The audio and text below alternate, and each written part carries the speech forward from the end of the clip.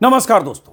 Iran पर अमेरिकी Israeli हमले का 16वां दिन है और जंग के 16वें दिन में क्या ऐसी जरूरी जानकारियां हैं, खबरें हैं जो आप तक पहुंचनी चाहिए, आपको जाननी चाहिए। इस वीडियो के जरिए ऐसी 10-12 जानकारियां आप तक पहुंचाने की कोशिश करूंगा। जैसे ट्रंप ने जंग में कई देशों से साथ मांगा है कि अपने अपने युद्धपोत लेकर स्ट्रेट ऑफ हॉर्मुज पहुंचे ईरान को सबक सिखाने के लिए। देशों से कोई जवाब आया है क्या? दुश्मनों के लिए बंद रहेगा हॉर्मुज। ईरान ने ट्रंप को ऐसा जवाब दिया, इसका मतलब क्या है? हॉर्मुज में नेवल माइन से डरा अमेरिका, ऐसी क्या बात है? अमेरिका ने अपने नागरिकों से इराक छोड़ने को क्यों कहा? अरब देशों को ईरान की बड़ी चेतावनी अब क्या है? स्ट्रेट ऑफ हॉर्मुज पहुंचा ईरानी रिपोर्टर, तो उसने क्या देखा? इजराइल के पास खत्म हो रहे इंटरसेप्टर, बहुत बड़ी खबर है और इजराइल ने यह संदेश अमेरिका को दिया है। पुतिन ने अमेरिका पर लगाया बड़ा आरोप। यह क्या आरोप है? गुनाह में साझेदार मत बनो। ईरानी राष्ट्रपति ने किसे कहा, क्यों कहा? हम तो परमाणु बम बनाना ही नहीं चाहते। ईरान ने ऐसा क्यों कहा? भाई परमाणु बम के लिए, न्यूक्लियर बम के लिए सारा बवाल है। अमेरिका इजराइल इसीलिए ईरान पर हमला कर बैठे और ईरान कह रहा है कि हम तो न्यूक बम बनाना ही नहीं चाहते। क्या खबर है? समझने की कोशिश करते हैं एक एक करके सबको। सबसे पहले दुनिया भर की नजर इस पर है कि ट्रंप के साथ स्ट्रेट ऑफ हॉर्मुज में अमेरिकी जंगी बेड़े के साथ क्या दुनिया के देश अपने वारशिप भेजेंगे जैसा कि ट्रंप ने कहा था? क्या जवाब आया है दुनिया के देशों से? ट्रंप ने पहला ट्वीट वो किया था, ट्रूथ सोशल पर पहला पोस्ट वो किया था जिसमें दुनिया के देशों से कहा था कि हमने तो मिलिट्री खत्म कर दी, ईरान के सब खत्म कर दिए, अब कुछ बचा नहीं। लेकिन अगर आप चाहते हैं कि स्ट्रेट ऑफ हॉर्मुज से तेल का कारोबार वैसे जारी रखें और वहां ईरान जो भी मिसाइल से, ड्रोन से छिटपुट हमले करने लायक बचा है, तो आप लोग भी अपने युद्धपोत के साथ इस अमेरिकी जंग में शामिल हुए, ऐसा कुछ कहा। उसके बाद फिर दूसरी पोस्ट की उन्होंने 4-5 घंटे बाद ट्रूथ सोशल पर, जिसमें उन्होंने कहा कि यूएसए ने ईरान को पीट कर बुरी तरह से बर्बाद कर दिया है। सैन्य ताकत और आर्थिक हैसियत, हिंदी बता रहा हूं जो उन्होंने कहा, आर्थिक हैसियत दोनों हमने खत्म कर दी है। लेकिन दुनिया के वे देश जो स्ट्रेट ऑफ हॉर्मुज से तेल लाते हैं उन्हें उस रास्ते की सुरक्षा का ख्याल रखना होगा। हम उनकी बहुत ज़्यादा मदद करेंगे। अमेरिका उन देशों के साथ कोऑर्डिनेट भी करेगा ताकि सब कुछ जल्दी और तरीके से हो जाए। ये एक टीम एफर्ट की तरह होना चाहिए और अब जल्द ही ऐसा होगा। ये दुनिया को सद्भाव, सुरक्षा और शांति की ओर एकजुट करेगा। ये ट्रंप का वही ट्वीट है जो मैंने आपको हिंदी में जिसका तर्जुमा बताया। मतलब ट्रंप ने ईरान पर युद्ध थोपा। युद्ध के 15 दिन हो गए, बल्कि 16वां दिन है। सैकड़ों लोगों की मौत हो गई, 165 बच्चों को मिसाइल गिराकर मार दिया और अब ट्रंप शांति, सद्भाव और इसकी बात कर रहे हैं और उसके बाद स्ट्रेट ऑफ हॉर्मुज में सबको पहुंचने की बात करें। लेकिन जवाब क्या? खास बात यह कि उन्होंने चीन का भी नाम लिया और चीन वो देश है जो ईरान का बहुत करीबी है।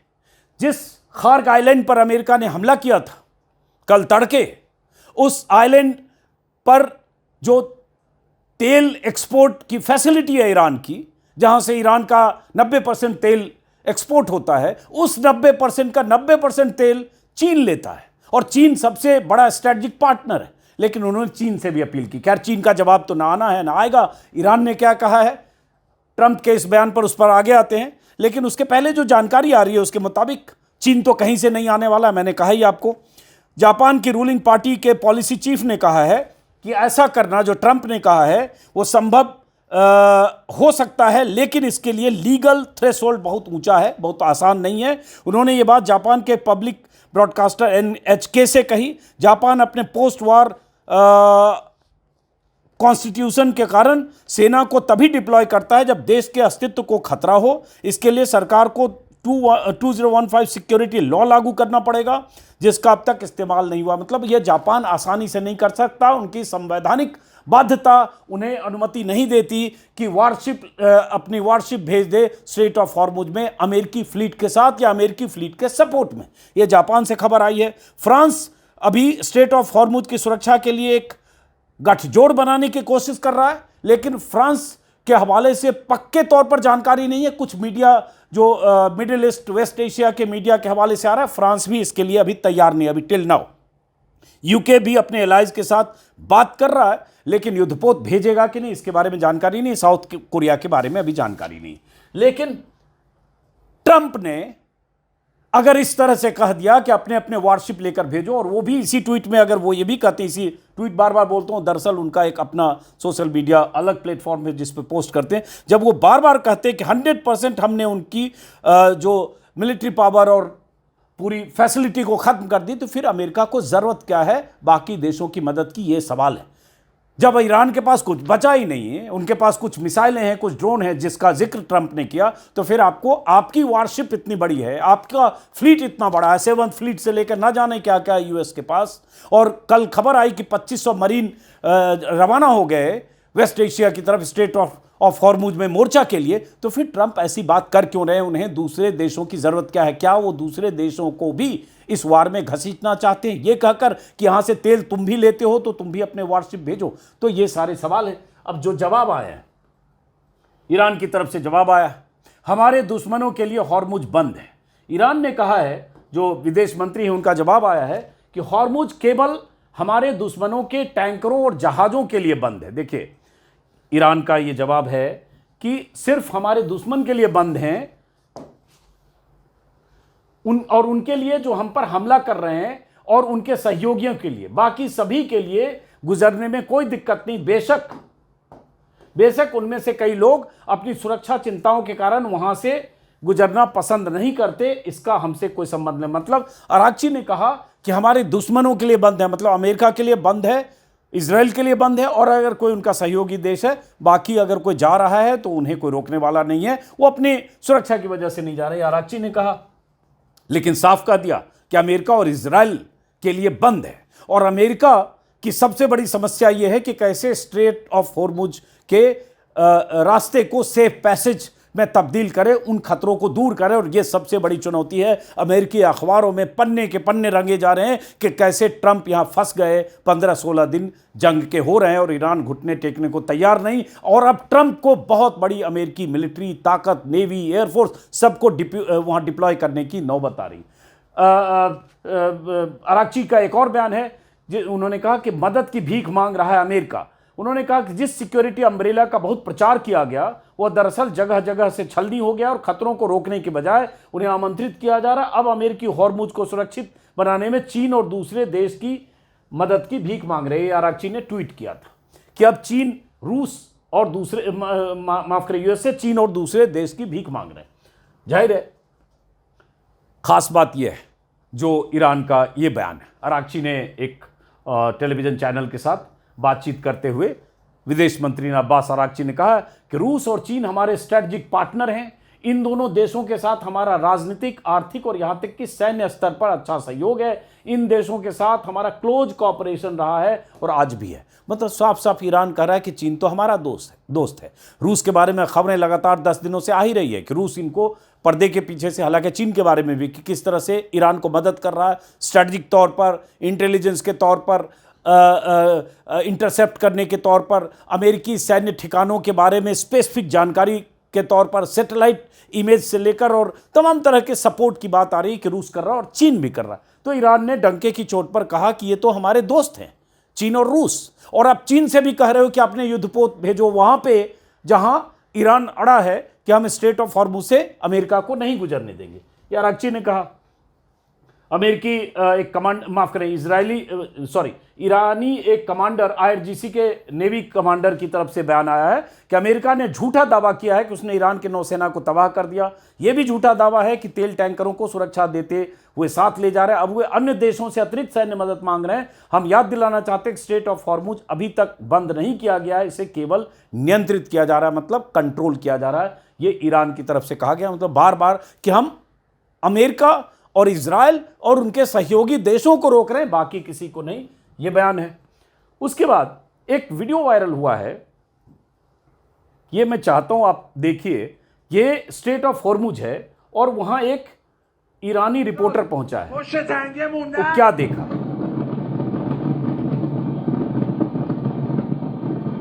वो बता रहे हैं यहाँ जहाज इंजन बंद करके खड़े हैं, अगर ये अपना सिस्टम ऑन करते हैं या इस लाइन को पार करने की कोशिश करते हैं। यहाँ लिखा है, पढ़िए आप। या इंजन स्टार्ट करते हैं, आगे बढ़ते हैं तो रडार पर दिखाई देने लगते हैं। ये स्ट्रेट ऑफ हॉर्मुज से रिपोर्ट कर रहा है कोई ईरानी रिपोर्टर। दरअसल ये रिपोर्टर ये बता रहा है कि किस तरह से यहाँ ईरान ने स्ट्रेट ऑफ हॉर्मुज में अपनी नेवी कहें या ईरानी IRGC की पूरी तैनाती है कि जो 30-32 किलोमीटर का स्ट्रेच है, जो संकड़ा रास्ता है स्ट्रेट ऑफ हॉर्मुज का, कई बार हम वीडियो में दिखा चुके हैं, वहाँ से गुजरने वाले जहाज़ों पर अमेरिकी, इजरायली या ऐसे दूसरे जहाज़ों पर हमले कर रहा है, जिसे ईरान वहाँ से नहीं गुजरने देना चाहता। और उसी में आती है खबर बीच बीच में, ये रिपोर्टर भी बता रहा है कि कुछ ऐसे जहाज़ होते हैं, कार्गो शिप, अपना ट्रांसपॉन्डर वहाँ बंद करके निकलने की कोशिश करते हैं ताकि रडार में पकड़े ना जाए, और अगर वो ट्रांसपॉन्डर ऑन करते हैं तो फिर वो पता चलता है और उसको ट्रैक किया जाता है। इस तरह की खबरें हैं और ये रिपोर्टर उस मौके से रिपोर्ट कर रहा है। देखिए, हालांकि वो ईरानी में बोल रहा है, मेरी समझ में भी नहीं आ रहा, टेक्स्ट हमने ट्रांसलेट किया AI की मदद से। वो बता रहे ये जहाज अपने इंजन बंद करके खड़े हैं, डर से, पार्क करके, ईरानी हमले के डर से।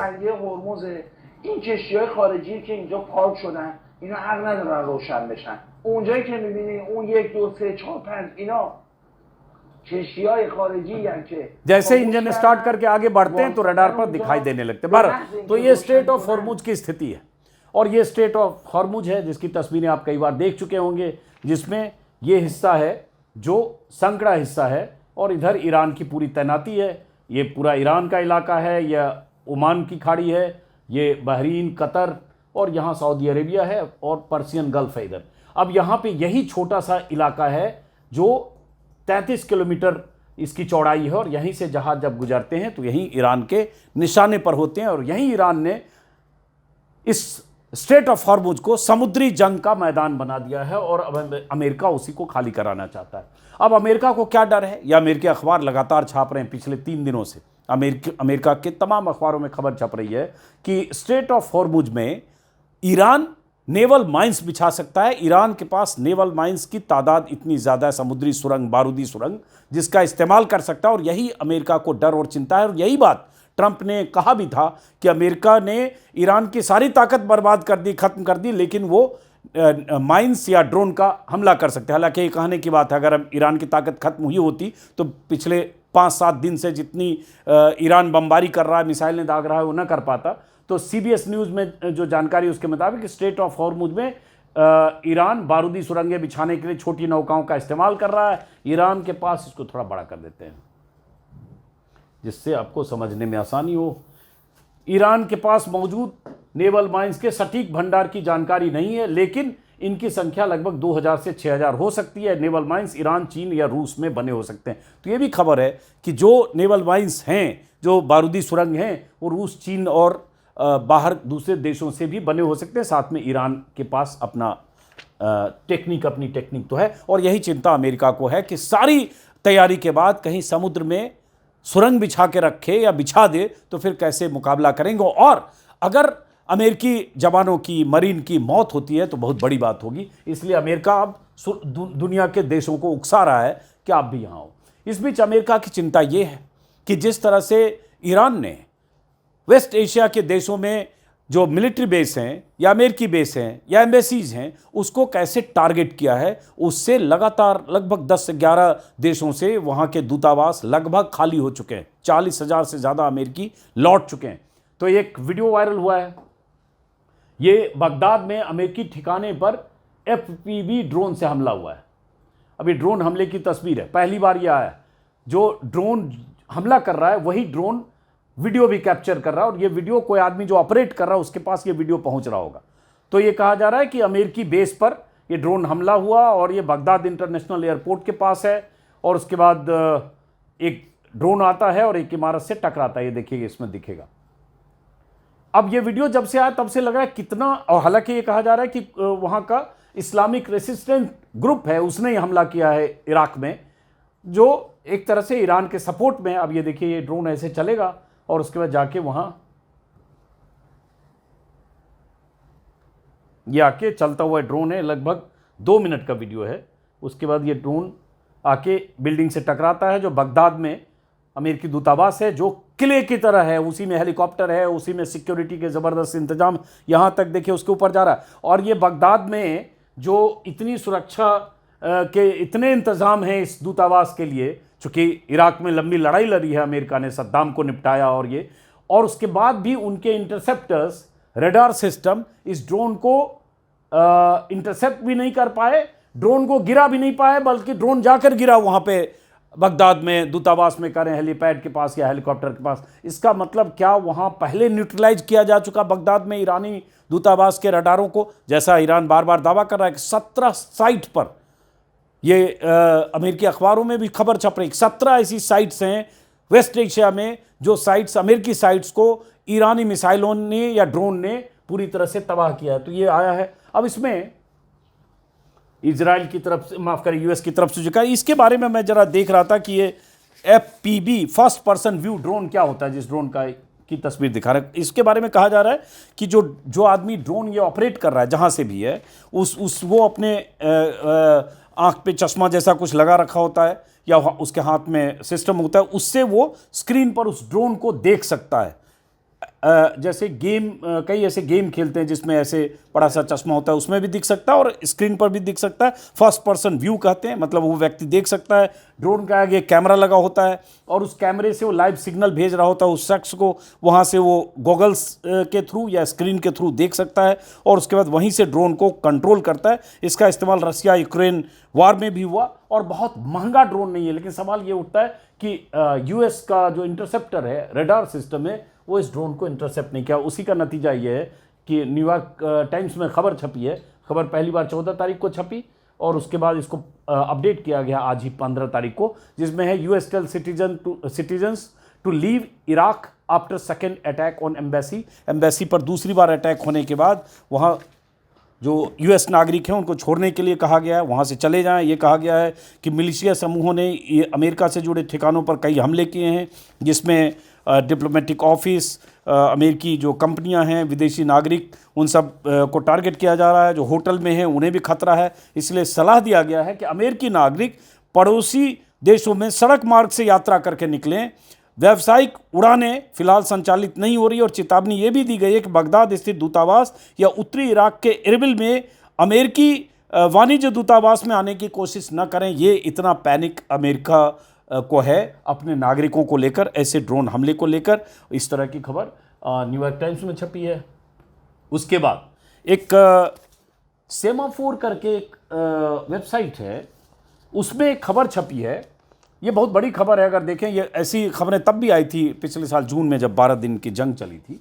इसमें है कि Israel is running critically low on interceptors, US officials से, मतलब यूएस ऑफिशियल्स को इजराइल से जानकारी मिली है कि उनके पास इंटरसेप्टर्स बहुत कम हो गए।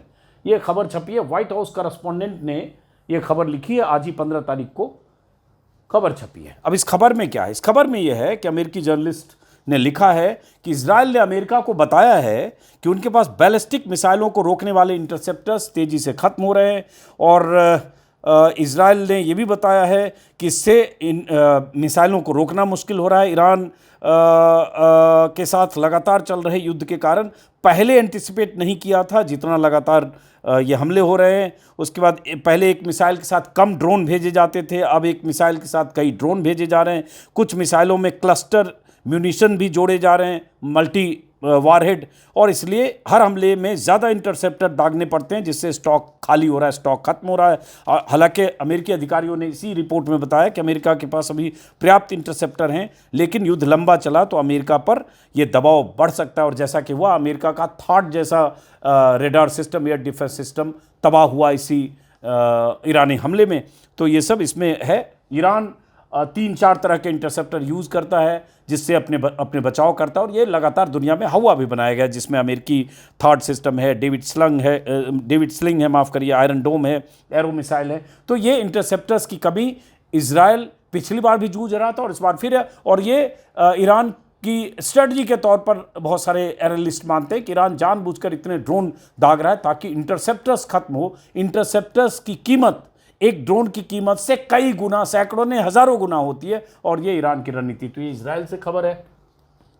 खाड़ी क्षेत्र में हमले की धमकी दी है फिर से ईरान ने। हालांकि खाड़ी क्षेत्र में हमले कर भी रहा है। ईरान की तरफ से कहा गया, अल जजीरा के हवाले से खबर बता रहा हूं कि IRGC ने खाड़ी क्षेत्र में लोगों को चेतावनी दी है कि तेल बंदरगाहों मतलब पोर्ट्स के पास और आसपास के इलाकों को खाली कर दें, और साथ में ये भी जहां अमेरिकी एस्टेब्लिशमेंट है, खासतौर से इनका टारगेट है अमेरिकी एस्टेब्लिशमेंट और पोर्ट के आसपास के इलाकों को खाली कर दें। विदेश मंत्री अब्बास अराक्ची ने चेतावनी दी है कि यदि तेहरान के ऊर्जा ढांचे को निशाना बनाया गया तो वेस्ट एशिया में मौजूद अमेरिकी कंपनियों पर हमले हो सकते हैं। लोगों से कहा गया है कि आप उस इलाके को खाली कर दें, कहीं सुरक्षित जगह पर चले जाएं। और ये कल ही हुआ, सऊदी अरब से खबर आई कि उनके फुजैरा पोर्ट पर ज़बरदस्त हमला हुआ, जिसमें जो उनकी रिफाइनरी है या तेल भंडार है उसको काफ़ी नुकसान पहुंचा और यहाँ काम फिलहाल ठप भी किया गया। और ये बहुत अहम, एक तरह से फुजैरा पोर्ट बहुत अहम है। 3 और जगह हमले या टारगेट की बात की जा रही है कि जिसको टारगेट किया जा सकता है। जबल अली पोर्ट है और खलीफा पोर्ट है, जहां ईरान टारगेट कर सकता है। ईरान का कहना है चूंकि आपकी ज़मीन से इस्तेमाल हो रहा है, हमारे खिलाफ हमले का इस्तेमाल आपकी ज़मीन का हो रहा है, ज़मीन आपके इलाके से अमेरिकी मिलिट्री या अमेरिकी मिलिट्री बेस से हमले हो रहे हैं, इसलिए हम जवाबी कार्रवाई करेंगे।